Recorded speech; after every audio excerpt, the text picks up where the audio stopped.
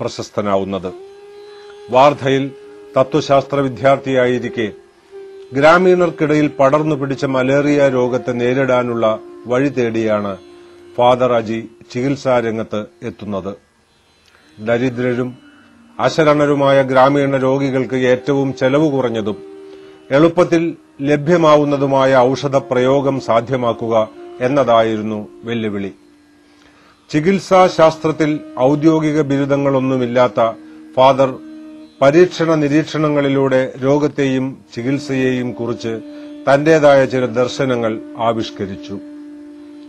ശീതളി ചികിത്സയുടെ ശാസ്ത്രീയ സാധുത എന്തായാലും നൂറുകണക്കിന് ആളുകൾക്ക് രോഗവിമുക്തിയുടെ അനുഭവ സാക്ഷ്യം പറയാനുണ്ട്.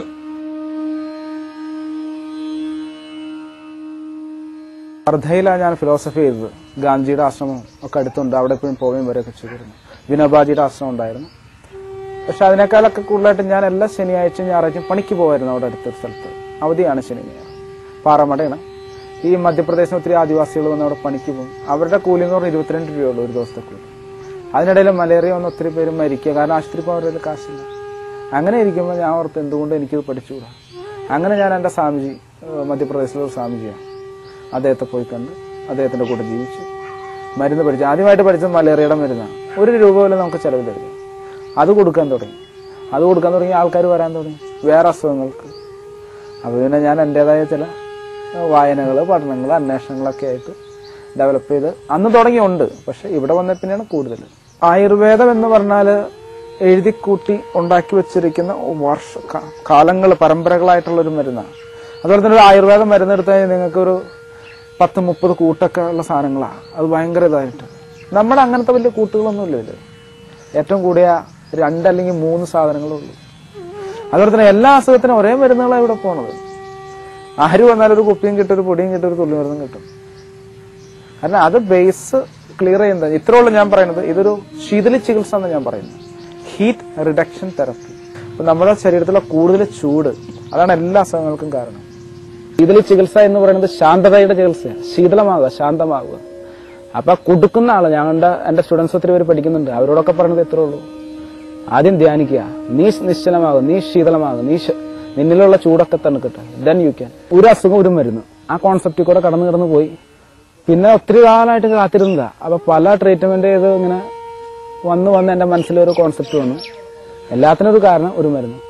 ഒരു രാത്രിയാണ് ഇത് ചിന്ത. എപ്പോ നോക്കിയാലും ഉറക്കത്തിൽ കാണുന്ന സ്വപ്നങ്ങൾക്ക് പോലും മരുന്നിനും രോഗിക്കും മാത്രമേ ഉള്ളൂ. എന്റെ ഇപ്പോഴും കാണുന്ന സ്വപ്നങ്ങളിൽ. അപ്പൊ അങ്ങനെ ഒരു സുപ്രഭാതത്തില് ഈ തിയറി എന്റെ മനസ്സിലേക്ക് കയറി വന്നു. ശീതളി ചികിത്സ. അന്ന് രാത്രി ഞാൻ തുണിയൊന്നുമില്ലാതെ ഇതിലൂടെ കിടന്ന് ഓടി. കാരണം എനിക്ക് എന്റെ സന്തോഷം പറഞ്ഞറിയിക്കാൻ പറ്റില്ല. ഞാൻ കാത്തിരുന്ന വർഷങ്ങളായിട്ട്. ഇപ്പൊ ഇവിടെ വന്നതാണ് പല കേസുകളും. ഇപ്പൊ ഇവിടെ കിടക്കുന്നത് 7-8 പേര് കിടക്കുന്നുണ്ട്. എല്ലാം കൈവിട്ട് പലയിടത്തും കഴിഞ്ഞ കേസുകളാണ്. പക്ഷെ എല്ലാവരും തന്നെ ഇമ്പ്രൂവ്മെന്റ് കാണിച്ചിട്ടുണ്ട്. ഞാൻ ഒത്തിരി സ്ഥലത്ത് അലഞ്ഞു നടന്ന് പഠിച്ചിട്ടുണ്ട്. അപ്പൊ ഈ കോൺസെപ്റ്റ് ഞാൻ പറഞ്ഞില്ലേ, ഒന്ന് അതായത് പനിക്ക്, ചുമക്കി, ഇങ്ങനെയുള്ള ആ കോൺസെപ്റ്റ് ഒക്കെ പോയി. ഇപ്പൊ അതുകൊണ്ട് എനിക്ക് എന്താ ഗുണം? ഏത് അസുഖം തന്നെ ട്രീറ്റ് ചെയ്യും. റിട്ടയർഡ് മിലിറ്ററി ഓഫീസർ ഭദ്ര ഹോസ്പിറ്റലിൽ ഏതാണ്ട് 8.5 ലക്ഷം രൂപ ചെലവാക്കി എല്ലാ ട്രീറ്റ്മെന്റും പരിപാടിയൊക്കെ കഴിഞ്ഞു.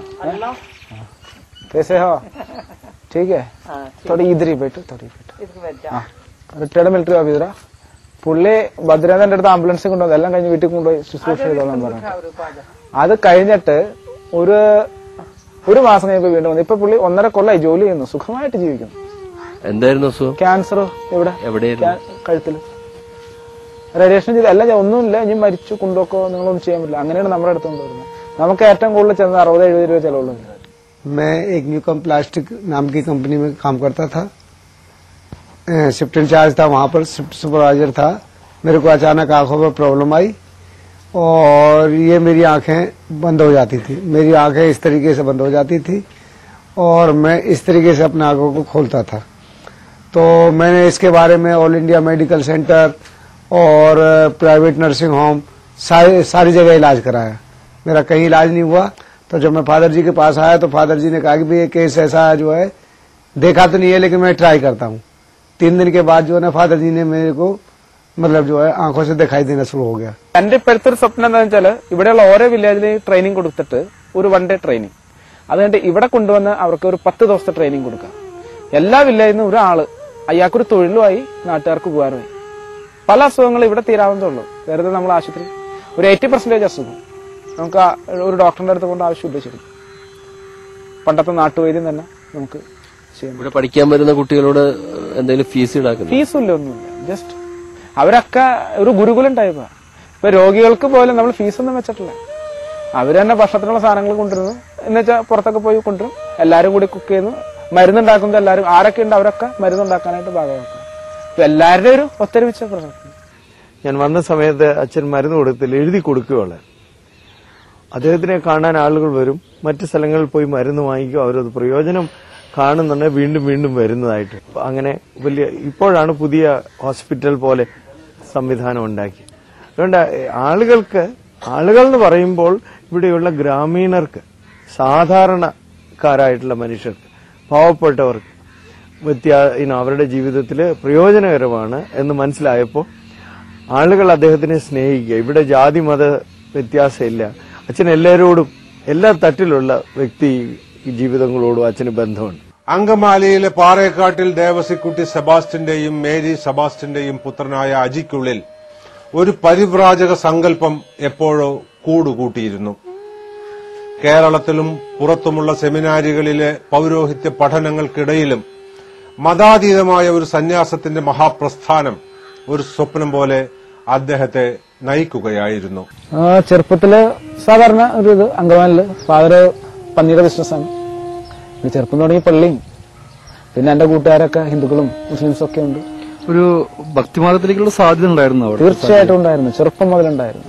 ഞാൻ +2, അത് കഴിഞ്ഞിട്ട് സഭയുടെ പഠനങ്ങളുണ്ടായിരുന്നു. പിന്നെ എന്റെ പേഴ്സണൽ സ്റ്റഡീസ് കൂടുതലായിട്ട്. പിന്നെ ഏത് സെമിനാറിലായിരുന്നു? ഞാൻ നാട്ടിലാണ് ചേർന്ന്, കളമശ്ശേരി രാജഗിരി, അവിടെ പഠിച്ചു. അത് കഴിഞ്ഞിട്ട് കറുകുറ്റിയിലുണ്ടായിരുന്നു 2 വർഷം. പിന്നെ ഞാൻ വർദ്ധയിൽ വന്ന് ഫിലോസഫി ചെയ്തു 2 വർഷം. ആ ഫിലോസഫി ചെയ്യുന്ന കാലത്ത് ഞാൻ ഈ കോൺസെപ്റ്റ് ഓഫ് സന്യാസം തുടങ്ങി. പള്ളി ഇവിടെ പൂർത്തിയാക്കിയില്ല, കംപ്ലീറ്റ് ചെയ്തു അച്ഛനായി. അത് കഴിഞ്ഞ് ഞാൻ ഇങ്ങോട്ട് വന്നു.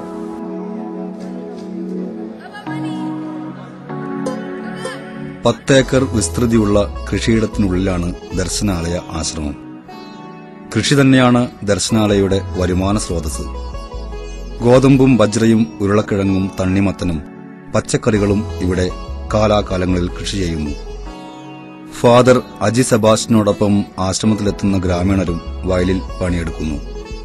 ഹരിയാനയുടെ നാട്ടുമൊഴിയായ ഹരിയാൻവിയിൽ ഭംഗിയായി സംസാരിക്കുന്ന ഈസാ ബാബ ഫ്യൂഡൽ സാമൂഹ്യാവസ്ഥ ഇന്നും നിലനിൽക്കുന്ന ചാന്ദ്പൂരിലെ ഗ്രാമീണ മനസ്സുകളെ വിപരീത മാതൃക കൊണ്ട് കീഴടക്കിയിരിക്കുന്നു.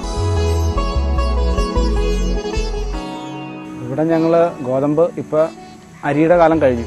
ഇനിയിപ്പോ ഗോതമ്പ്, ആലു ഓൾറെഡി ഇട്ട് കഴിഞ്ഞു, മക്ക, ജുവാർ, പിന്നെ പച്ചക്കറികളെല്ലാം എല്ലാ മാസം ഇങ്ങനെ നടക്കും. ഇതാണ് നമ്മുടെ സോഴ്സ് ഓഫ് ഇൻകം. ഇതിൽ നിന്ന് കിട്ടുന്നതുകൊണ്ടാണ് നമ്മൾ ബസ്മതി എടുത്ത് നമ്മൾ വിൽക്കും, എന്നിട്ട് സാധാരണ റൈസ് വാങ്ങി. ഇതാണ് നമ്മുടെ പ്രൊസീജിയർ.